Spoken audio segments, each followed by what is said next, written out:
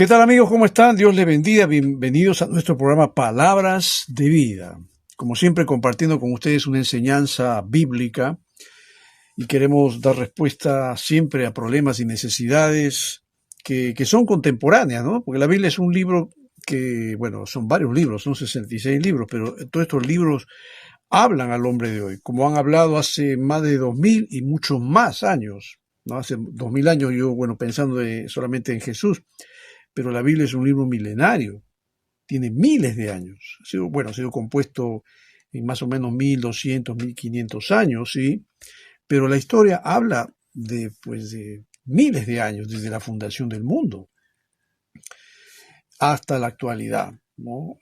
Y si bien es cierto, la Biblia se cierra con Apocalipsis porque es el último libro del Nuevo Testamento, que ya nos habla de cosas que van a suceder en el futuro, cosas que aún no suceden del todo, pero que ya más o menos estamos viendo que nos estamos perfilando hacia ese momento histórico en el cual Cristo aparecerá y Cristo llevará a su iglesia y Cristo establecerá un nuevo orden en cielos nuevos y tierra nueva, donde estará sentada la nueva Jerusalén y donde estará la iglesia, la esposa del Cordero. Bueno, el tema de esta hora lo he titulado Verdaderamente este hombre era el Hijo de Dios, basado en Marcos 15, 33 al 39. Y permítame dar lectura a este pasaje. Dice: desde el mediodía hasta la media tarde quedó toda la tierra en oscuridad. A las 3 de la tarde Jesús gritó a voz en cuello: Eloi, Eloi, lama sabactani, que significa: Dios mío, ¿por qué me has desamparado? Cuando lo oyeron, algunos de los que estaban cerca dijeron: escuchen, está llamando Elías. Y un hombre corrió, empapó una esponja en vinagre, la puso en una caña y se la ofreció a Jesús para que bebiera. Déjenlo, a ver si viene Elías a bajarlo, dijo. Entonces Jesús, lanzando un fuerte grito, expiró. La cortina del santuario del templo se rasgó en dos, de arriba abajo, y el centurión que estaba frente a Jesús, al oír el grito y ver cómo murió, dijo: verdaderamente este hombre era el Hijo de Dios. Yo pienso que nadie está convencido de su fe en Cristo hasta que experimenta algo sobrenatural. Solo la persona que se convirtió a Cristo entiende esto y puede declarar sobre este hecho, como el caso del centurión que pudo ser tocado por Jesús desde la misma cruz. Estamos hablando de un personaje que no tenía nada que ver con el pueblo judío porque era un ciudadano romano, era un oficial romano y era parte del imperio vencedor. Ustedes saben que antiguamente, cuando una nación vencía a otra, se tenía la costumbre de pensar que el dios de esa nación era más fuerte que el dios de la nación vencida. Y como los romanos tenían una playa de dioses, pues ellos consideraban que sus dioses eran superiores a los dioses de todos los países o todas las naciones que ellos habían vencido. Pero es curiosa la actitud o la reacción de este hombre cuando ve a Jesús morir. Entonces, finalmente él llega a decir esto, que yo creo personalmente, Cristo tocó el corazón de este hombre, aún muriendo. Jesús desde la cruz salvó un alma, y no solamente una, puede haber salvado muchas. Claro, solamente que se destaca el caso de este centurión, que lo vemos registrado aquí en el Evangelio de Marcos. Un centurión era pues un oficial del antiguo ejército romano que tenía a su cargo una centuria, un grupo formado por unos 100 soldados. Las legiones romanas por lo general se componían de unos 6.000 hombres y se dividían en 60 centurias. Y estos oficiales de élite eran hombres clave de las legiones y recibían una paga mucho más alta que los soldados comunes. En las Escrituras se habla bien de algunos de estos oficiales del ejército.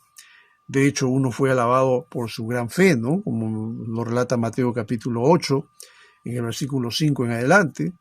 Este hombre que te acordarás cuando un centurión se le acerca y le dice a Jesús: Señor, tengo a mi siervo que está enfermo, quiero que lo sanes. Pero algo curioso, ¿no?, fue que este centurión dijo: no soy digno de que entres bajo mi techo, simplemente envía la palabra y serás sano. Y esto le gustó a Jesús. y alabó a este hombre por su fe, su gran fe. Otro fue Cornelio. Él y sus familiares fueron los primeros gentiles incircuncisos que se convirtieron al cristianismo. Esto está relatado en Hechos capítulo 10, versículos 44, 45 en adelante. Te vas a dar cuenta entonces que este hombre también, que era una autoridad, un oficial del ejército romano, fue tocado por Dios y a través de una visión hizo que Pedro finalmente llegara a su casa. Él reunió a sus familiares, sus amigos, todos escucharon el Evangelio de Jesucristo y todos se convirtieron a Jesucristo. Bueno, destaco a dos centuriones del Nuevo Testamento, oficiales del antiguo ejército romano que tuvieron la oportunidad y la bendición de creer en Jesucristo. A pesar que eran extranjeros, a pesar que ellos eran parte del pueblo dominante, pero déjame decirte que esto no tiene nada que ver. Cuando Dios toca el corazón de una persona, no interesa quién sea esa persona, si realmente ha sido impactada por el poder de Dios, ese hombre, esa mujer, no interesa de qué raza, no interesa de dónde venga, ese hombre va a empezar a experimentar una vida nueva, una vida transformada por el poder de Dios.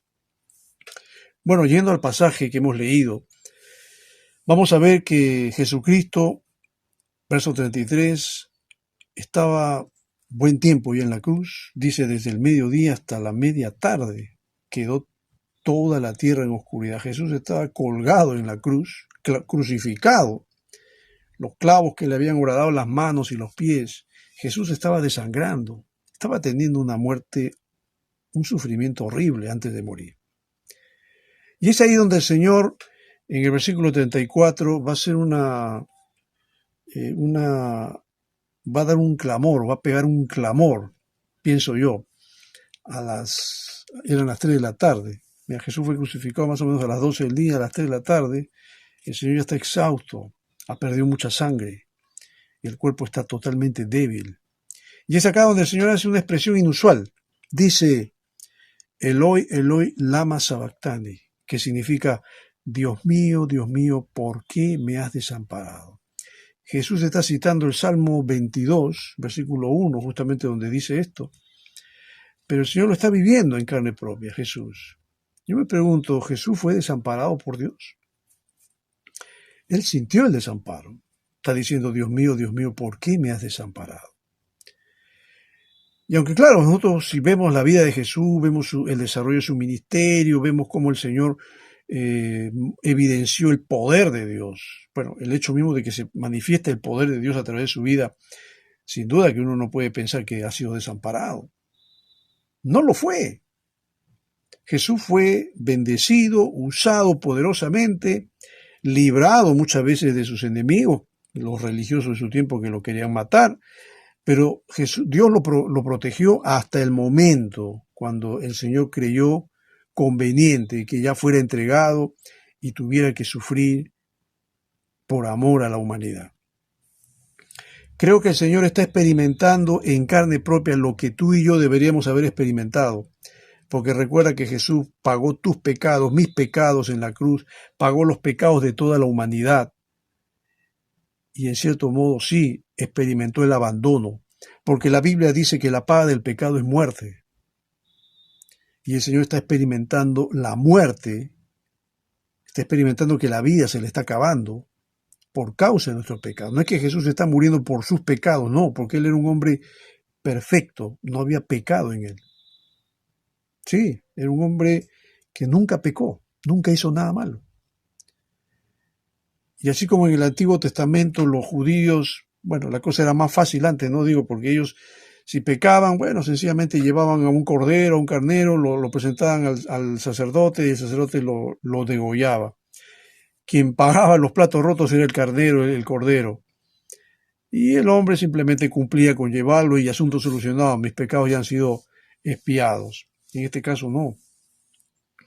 En este caso Jesús mismo está asumiendo, un hombre, un ser humano, está asumiendo la culpa de toda la humanidad. Por eso Juan lo llama a él el Cordero de Dios que quita el pecado del mundo. Y esto es lo que mucha gente no valora. Ahora que hemos experimentado los días de la Semana Santa, ¿tú crees que a la gente bueno, algunos sí, no, tampoco generalizo, pero hay un gran sector de las personas que la Semana Santa no les interesa nada de reflexionar en la Biblia, no les interesa nada de meditar sobre el sacrificio de Cristo. Es más, hay gente que no cree y ni le interesa.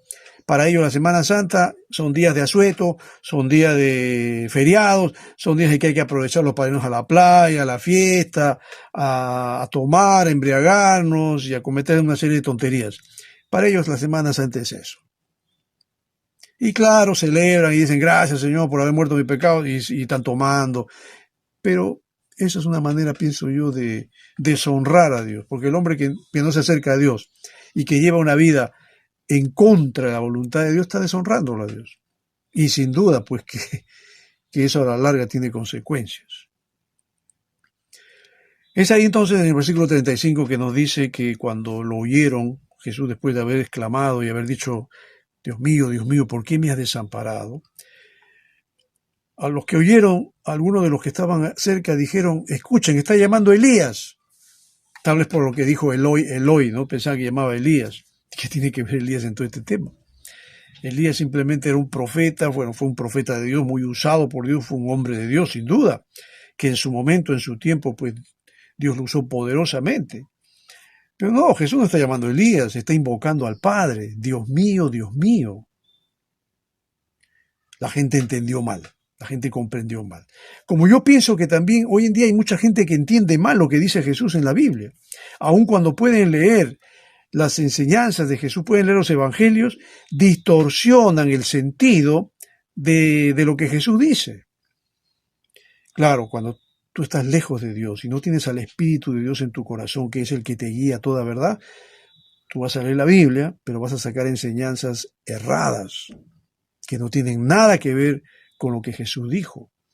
Pero como vivimos en una sociedad libre, donde toda persona puede agarrar la Biblia, cualquiera, puede leerla, pues, si no, imagínate de dónde han salido las sectas y todos estos grupos falsos, yo los llamo falsos, porque usan la Biblia pero hablan disparates. Y hay gente que cree en los disparates también. Y esto es un disparate lo que está diciendo acá la gente cuando los que estaban cerca dijeron, está llamando a Elías. No está invocando a Elías, está invocando a Dios. Pero así es, hay quienes entienden mal, como actualmente hay quienes entienden mal la palabra de Dios y le dan una interpretación errada. En el verso 36 vemos aquí entonces que después que el Señor, según ellos estaba invocando a Elías, un hombre corrió, empapó una esponja en vinagre, la puso en una caña y se la ofreció a Jesús para que bebiera. Y todavía dice, déjenlo a ver si viene Elías a bajarlo. Este es como el teléfono malogrado, ¿no? Alguien dice, el que está cerca de la cruz, escucha algo y dicen, está invocando a Elías. Oh, está invocando a Elías. Y todo el mundo ya, oye, Elías, ¿por qué tiene que ver Elías en todo este tema? Y acá el tipo que corrió para empapar la esponja en vinagre también dijo, bueno, déjenlo, vamos a ver si viene Elías a bajarlo. El Señor Jesucristo, si quería, si hubiera deseado, Él mismo se bajaba de la cruz, no necesitaba a Elías ni a nadie. Sí, el Señor pudo haberlo hecho, pero no lo hizo, porque tenía que cumplir con el propósito divino. Así que el Señor tuvo que aguantar los dolores de los clavos, el maltrato, la humillación de la gente, los religiosos, que no tenían nada que ver con Dios, eran simples tipos o hombres oportunistas, que no buscaban honrar a Dios, sino buscaban honrarse a sí mismos, que no querían perder el poder de manipular la conciencia y el corazón de la gente, porque veían que Jesús estaba influenciando fuertemente en la vida de ellos y los estaba llevando a una adoración genuina, los religiosos. Ojo, hay que tener cuidado con los religiosos. No generalizo, pero hay muchos religiosos que en lugar de encaminar a la gente al conocimiento verdadero de Dios, los desvían. Finalmente, verso 37 dice, entonces Jesús debe haber probado ese vinagre que le trajeron, lanzando un fuerte grito, expiró. Marcos no nos detalla mucho qué es lo que Jesús dijo, Bueno, sé que un evangelio paralelo nos dice que Jesús dijo, Padre, en tus manos encomiendo mi espíritu. Marcos dice que lanzó un fuerte grito. Y ese grito debe haber sido esas palabras. Padre, en tus manos encomiendo mi espíritu, y murió. Bueno, antes de eso, Jesús dijo, todo está consumado, y Padre, en tus manos encomiendo. Y Jesús se fue, salió de su cuerpo, murió.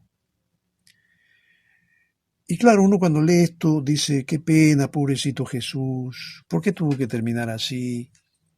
¿No?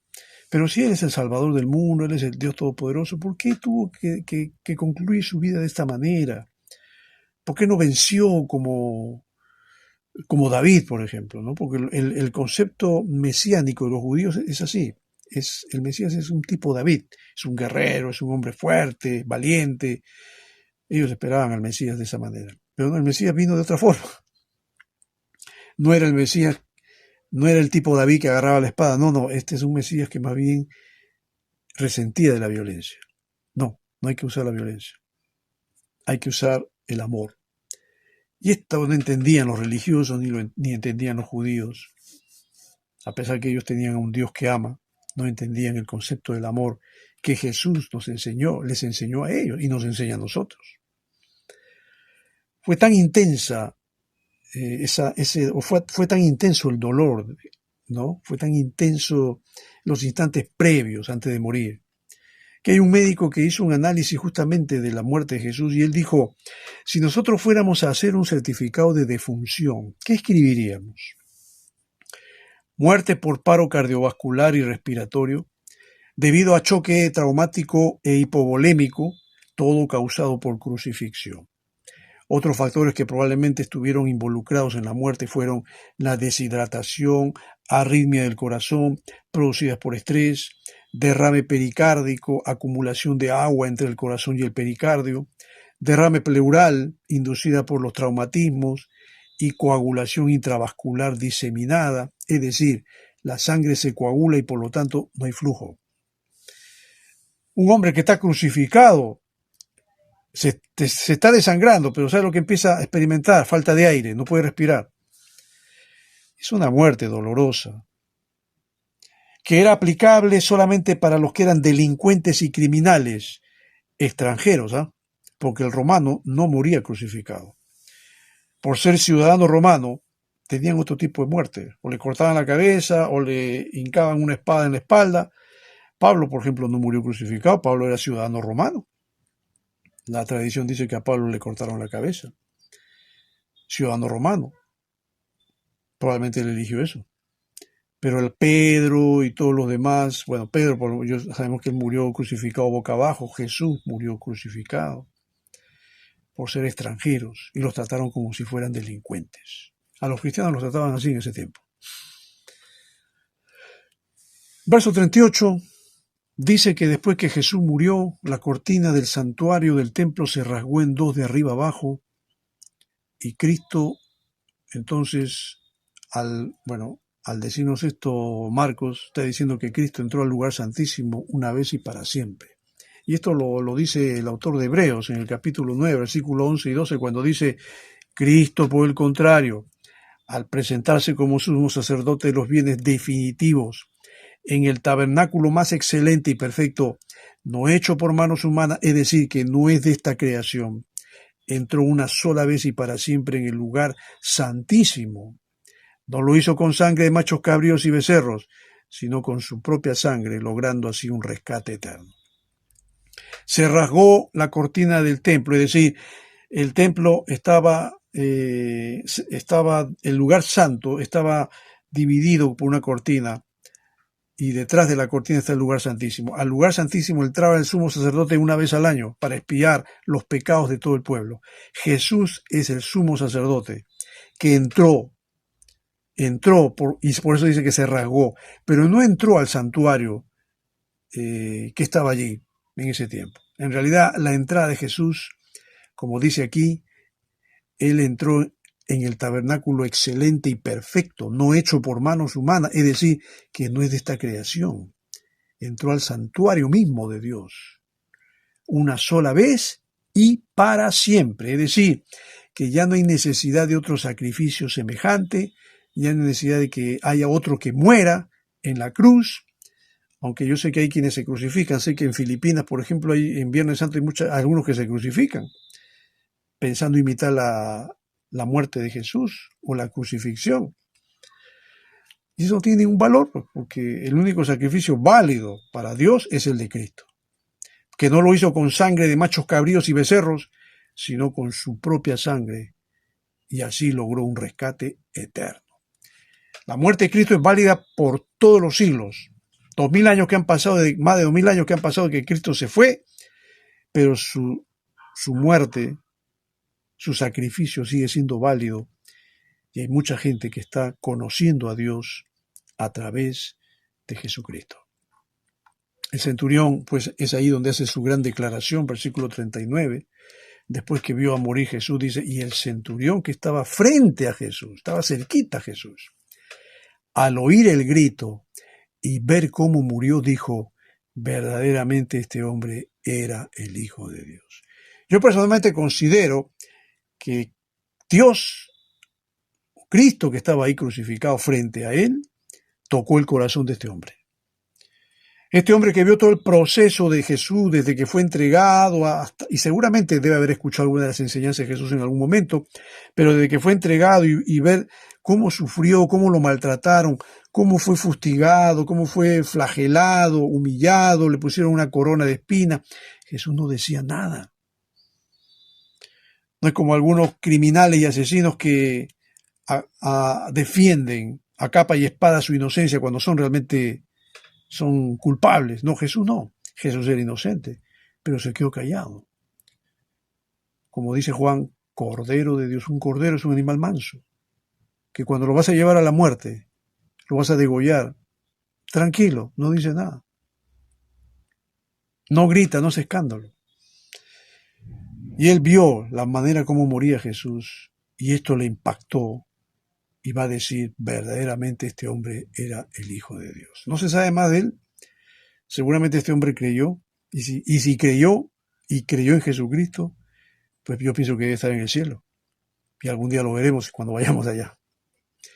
Bueno, a manera de conclusión, quiero decirte, mi querido amigo, mi querido hermano, solo aquel que experimentó el toque de Dios en su vida puede declarar acerca de Dios, como lo hizo este hombre. Pablo dice en 2 Corintios 4:13, escrito está, creí y por eso hablé. Y con ese mismo espíritu de fe también nosotros creemos y por eso hablamos, dice el apóstol. El mismo apóstol Pablo, a causa de haber sido testigo de la visión celestial que tuvo, él fue fiel al encargo. En su defensa ante Agripa, y en Hechos capítulo 26, verso 22 dice, pero Dios me ha ayudado hasta hoy, y así me mantengo firme, testificando a grandes y pequeños. No he dicho sino lo que los profetas y Moisés ya dijeron que sucedería, que el Cristo padecería y que, siendo el primero en resucitar, proclamaría la luz a su propio pueblo y a los gentiles. Pablo mismo, que fue testigo, pues que él se convirtió a Cristo allí en el camino de Damasco cuando iba a perseguir a más cristianos y tuvo la visión celestial y Cristo se le aparece, cambió su vida totalmente. Y por eso que él se volvió un testigo de Jesucristo y no dejaba de hacerlo a grandes y pequeños, como lo dice aquí en Hechos 26. Y por eso que él dice en Corintios, como ya leímos, creí y por eso hablé. Sí, Dios puede cambiar el corazón de una persona, como cambió el corazón de este hombre, del centurión. Y yo sé que la conversión en muchas personas no necesariamente es algo así automático, ¿no? Como el caso, por ejemplo, de Saulo. Saulo fue un hombre que perseguido a la iglesia, un hombre que odiaba a los cristianos, pero cuando él tuvo la experiencia de ver a Jesucristo ahí en el camino de Damasco, esa conversión fue, yo la llamo así, automática, fue una cosa rápida, porque después que Jesús le dijo, Saulo, Saulo, le está diciendo, dura cosa te es dar coces contra el aguijón. Primero le dice, ¿por qué me persigues? Dura cosa te es dar coces contra el aguijón. Y Saulo, después de eso, le va a decir, ¿qué quieres que haga, Señor? Mira la manera como Saulo inmediatamente se somete, ¿no? Bueno, el diálogo es: ¿quién eres, Señor? Y ahí le dice: yo soy Jesús, a quien tú persigues. Dura cosa te es dar cosas contra el aguijón.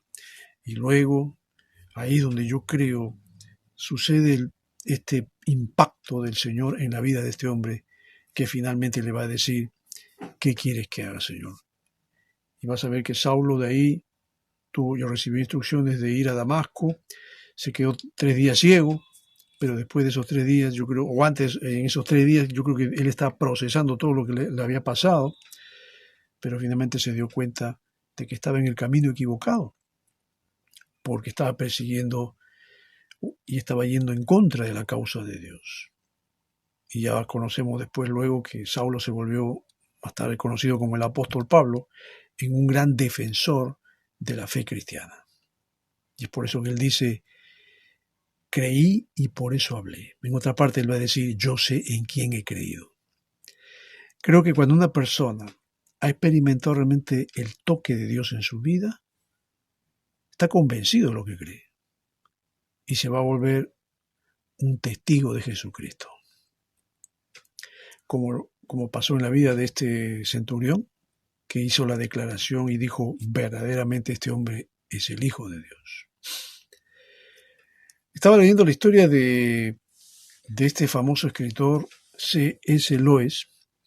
Él fue un escritor, profesor universitario británico, pero él se declaró ateo. Y él llegó a considerar a Dios como un enemigo.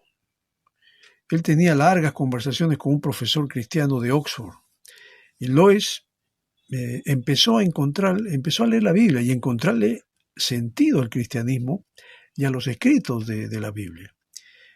Y es interesante que en el caso de él, pues no fue una conversión así rápida, automática como el caso de Saulo, sino que en él fue todo un proceso, como lo fue en el centurión, creo yo, porque él también vio la vida, vio a Jesús, seguramente de haber escuchado algo de él, vio todo el proceso por el cual él pasó desde que fue apresado, maltratado y finalmente crucificado, pero el Señor tocó su corazón. Y el caso de Lois fue algo así, fue un proceso, ¿no? Porque vemos que este hombre, después que empezó a tomar interés en los escritos de la Biblia, él mismo dice que se convirtió en un valeroso cristiano, defensor de la fe. Lois escribió más de 30 libros, los que se han traducido a más de 30 idiomas y han vendido pues millones de copias. Y los libros que componen, por ejemplo, las Crónicas de Narnia, son los que más se han vendido y popularizado en los escenarios, ¿no? La televisión, la radio, el cine. Y se encuentra pues entre los 200 títulos principales de Amazon.com. Muchos lectores lo califican como el escritor más influyente de sus vidas, y sus escritos filosóficos son ampliamente citados por eruditos cristianos de muchas denominaciones. Este hombre, que antes se declaraba ateo, que era un escritor y profesor en una universidad británica, un hombre brillante, se burlaba del cristianismo, pero finalmente se convirtió en un cristiano y defensor de la fe cristiana. Esto es lo que hace Dios. Solamente Dios puede cambiar la mente y el corazón de un hombre, como lo hizo en Saulo, como lo hizo en el centurión y como lo hizo en C.S. Lewis. Y como lo está haciendo en la vida de mucha gente, que pueden cuestionar y decir muchas cosas, pero cuando Dios va a obrar en la vida de esa persona, ese hombre finalmente, o esa mujer, quien fuere, cae rendido a los pies de Jesucristo. Yo sé que hay mucha gente que es dura, reacia, tienen el corazón como una piedra, como dice la Biblia. Y sí, hay personas que nunca van a dar su brazo a torcer, nunca se van a arrepentir, nunca van a rendir su vida a Cristo, y así se mueren también. Pero hay quienes sí buscan la verdad y son sinceros consigo mismos. Y pueden ser ateos, pero están buscando. Y si encuentran verdaderamente a Cristo, Cristo va a ayudarles a dilucidar todas sus dudas y todas las incertidumbres que puedan haber en sus vidas, y Cristo va a darles la satisfacción que el alma necesita. Él es el que puede llenar el vacío existencial que hay en el corazón del hombre, como lo sigue haciendo, lo hizo en la vida de muchos y lo sigue haciendo en la vida de mucha gente más, y que tú que me estás escuchando, que probablemente no crees en Dios, sé que Dios también puede hacerlo en ti. Que Dios te bendiga. Te agradezco mucho por el tiempo que me has brindado de poder compartir contigo esta enseñanza de la palabra, y estamos en contacto en una próxima oportunidad.